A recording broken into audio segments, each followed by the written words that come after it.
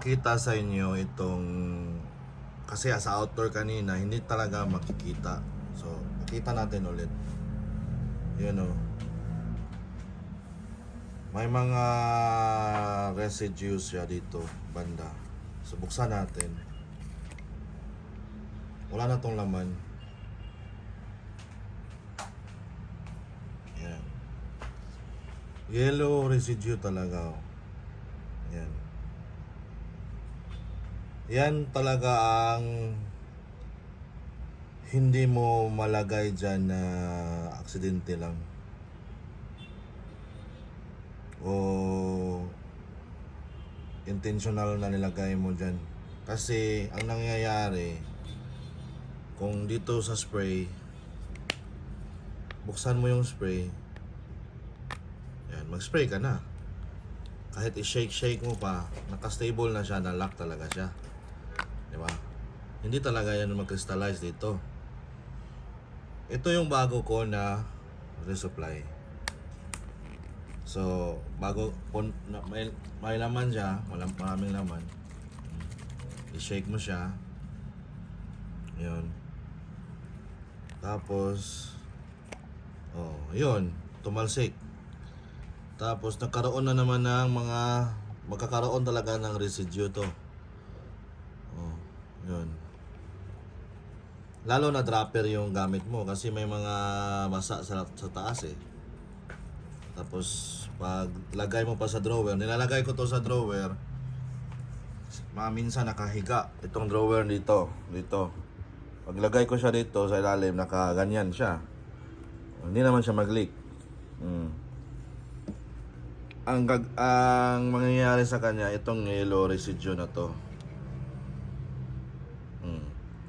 So itong crystallized na yellow residue na to, ito talaga yung hinahanap ng mga matagal na sa minoxidil.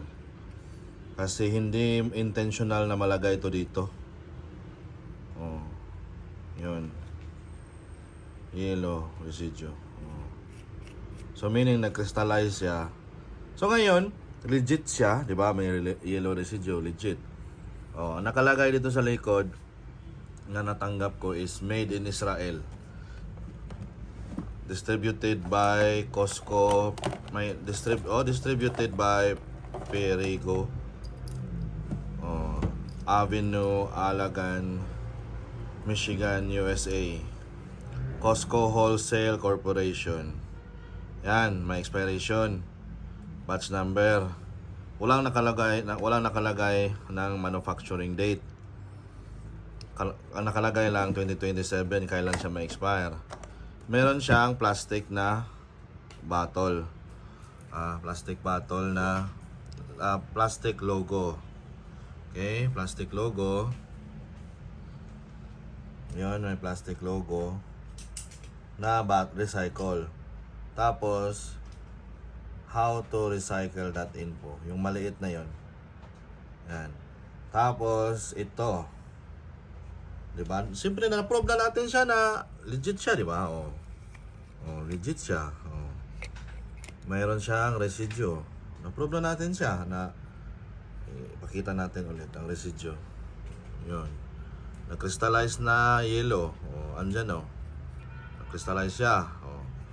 So ngayon, yan ang basis natin na ang basis natin na legit to. Ito yung talaga yung itsura niya. Bago na ang kanyang labeling, packaging. Yun. Tapos yun, yung mga fine print niya dito, don'ts and don't, yun, mga ganon, direction. Tapos mayroon siyang number, question and comment. Instruction. Tapos made in Israel nakalagay, distributed lang by Costco Wholesale Corporation. Yun. Puntahan nyo rin yung website nila na costcowholesale.com. howtorecycle.info. Yun. Ayun yung mga dito sa likod. Number 28. L86. Yan sinabi natin. Okay, so ito na yung nag-resupply na ako, resupply. So nag-resupply ako. Siyempre, shake, shake, shake, shake, shake, shake. Pagbukas mo, hinahawakan ko tong may kristal crystallize para ma-compare talaga ninyo na hindi ako nagbibiro dito. Yan. Yan o. Yan. Basa siya dito sa taas. Ano nangyari? Ano nangyari? Pareho sila na made in Israel. Yun o. Ito yung mukha natin, hindi tayo pakita natin yung mukha natin, na tayo ang nag-review. Yun o. Made in Israel, Yun, kita mo yan, made in Israel yan. So same sila, may laman to. Ito na-crystallize na. Hintayin natin na mag-crystallize din tong isa, ito wala, May kung may laman pa. Meron pa. Sayang naman. Yun. So ang dalawa. Tutukan natin ang dalawa. Same yung dalawa. Same yung dalawa. Yung isa may crystallize. Same seller, same store. Saan ko nabili? No question. Okay? Meron silang parehong 28. Kung gananin mo, i-site mo sila, same yung 28 nakaharap sa taas. L86 nakaharap sa ilalim. Para tayo nag-treasure hunter dito. Yan yung sign nila. Made in Israel ang dalawa. Distributed by Costco Wholesale Corporation. Meron ang dalawa na how to recycle.info na maliit na fine print. Yan. So, sana nakatulong ako sa inyo. Sana na-solve ko ang problema ninyo. Na itong mabibili nyo lang. Mabibili nyo, may link dito. Hindi to aabot ng 500. Ngayon, kung na-touch ko yung ego ninyo, yung pride nyo, dito kayo. Kay Regrow. Kasi gawang Pinoy, made in the Philippines. At ang price niya dito sa TikTok store na Dermis, manufactured and distributed by Dermis Corporation. Ito si Dermis Incorporated. Saan nyo mamibili ito? Sa Dermis Incorporated, may link sa TikTok ko. Direct manufacturer kayo. Ito si Kirkland, itapon nyo kung na-touch ko yung pride ninyo. Na ay, ang mura pala ng Kirkland niya. Pero hindi ako maniwala. Huwag kang maniwala. Dito ka bumili sa Regrow na tangkilikin ang sariling atin. FDA approved since 2020 by Philippine FDA, Food and Drug Administration, Food and Drug Agency, Philippines. Regrow Minoxidil, 60 ml, 50 milligrams. Every 8 spray, 1 milligram. Ito na yung para sa inyo. Kasi kaya naman nyo bilhin nito Na-touch ko yung ego nyo Na pagmura, hindi kayo sa mura. Mura lang to dito sa TikTok ko. Na-touch ko yung ego nyo. Tapon nyo na to si Kirkland. Dito na kayo. Pero ako, personally, hindi ko iiwan si Kirkland kasi hindi naman ako mayaman na tao. Hindi naman na malalim yung bulsa ko. Pag wala akong budget sa kay Regrow, dito lang muna ako. Kasi malakas talaga to si Regrow Ang kalakasan ni Regrow, yung dito talaga makikita mo. Yung hair mo is thick and long and thick hair.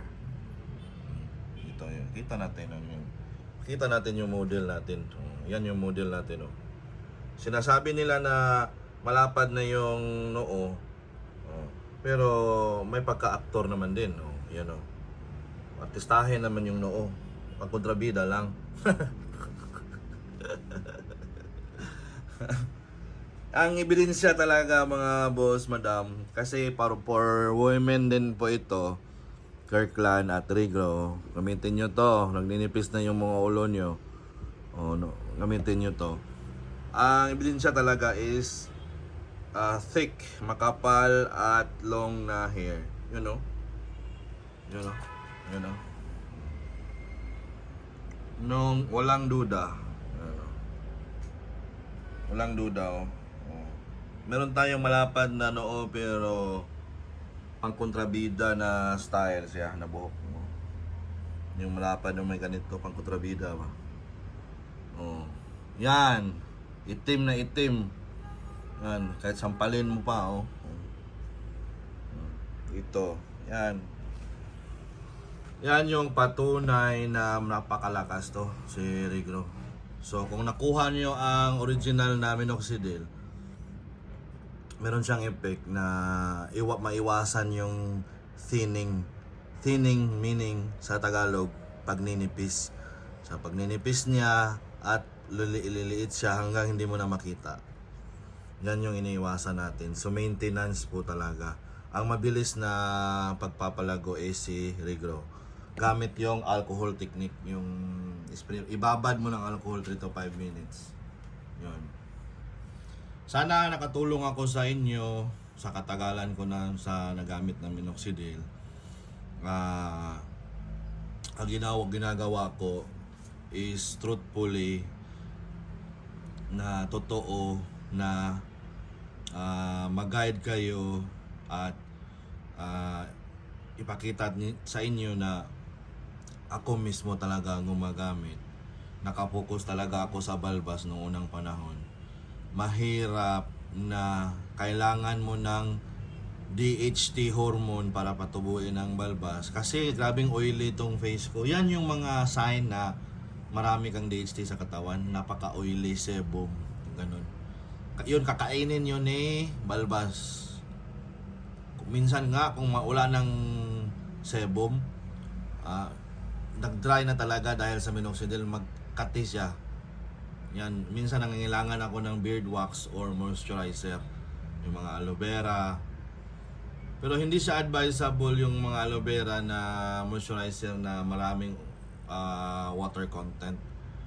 So, dinalagay ko lang siya kung natuyo na tong dito ko, lagyan ko muna ng moisturizer. Pag tuyo ng moisturizer, lagyan ko siya ng minoxidil.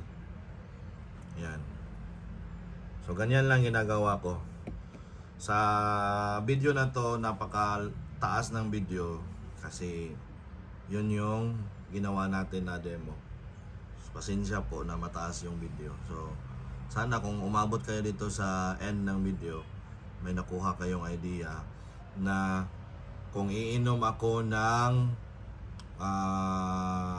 gamot na mapigilan na dumami yung hormone na DHT, dihydrotestosterone. Si testosterone may byproduct siya na si DHT. Yan, testosterone.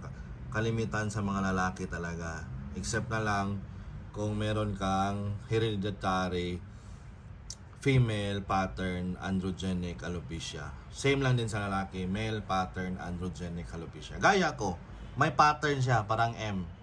Na-form na siya na M. Na-form na vegeta, yung sinatawag nila. Yan. Pero, yun yung hindi ako sumuko. Na kahit ganito na yung kalapad yung noo, pwede na landingan ng eroplano, pakita natin sa inyo na walang word na surrender sa bokabularyo ko. Retreat lang meron. Sige, salamat po.